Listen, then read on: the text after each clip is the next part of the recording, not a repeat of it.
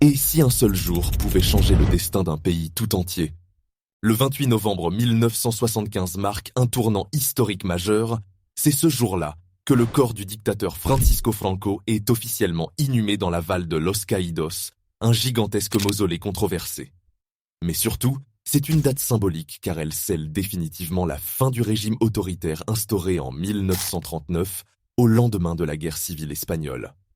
La transition vers la démocratie, encore fragile et incertaine, commence à s'accélérer. Quelques jours plus tôt, le 20 novembre 1975, Franco meurt à l'âge de 82 ans, après des mois d'agonie. Pendant près de 4 décennies, il a gouverné d'une main de fer, réprimant les libertés, muselant la presse, interdisant les partis politiques et instaurant un ordre autoritaire centré sur le nationalisme, le conservatisme et l'Église catholique. Son règne aura laissé une Espagne meurtrie, divisée et isolée sur la scène internationale. Mais dès le 22 novembre, Juan Carlos de Bourbon est proclamé roi d'Espagne. Choisi par Franco lui-même pour lui succéder, beaucoup s'attendent à ce qu'il perpétue la dictature. Contre toute attente, le jeune roi choisit la voie du changement. Le 28 novembre, lors des cérémonies funèbres de Franco, le pays commence déjà à se projeter vers l'avenir.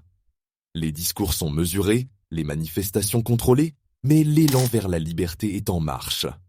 Dans les mois qui suivent, des réformes historiques sont enclenchées. La légalisation des partis politiques, l'amnistie des prisonniers politiques, la rédaction d'une nouvelle constitution.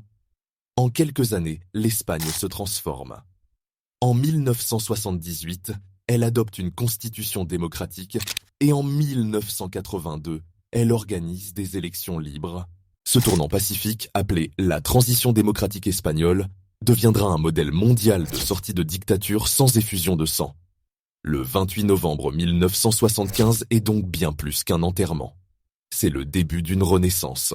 Une date où un peuple, longtemps réduit au silence, commence enfin à retrouver sa voix. Une leçon d'histoire, de résilience et de changement.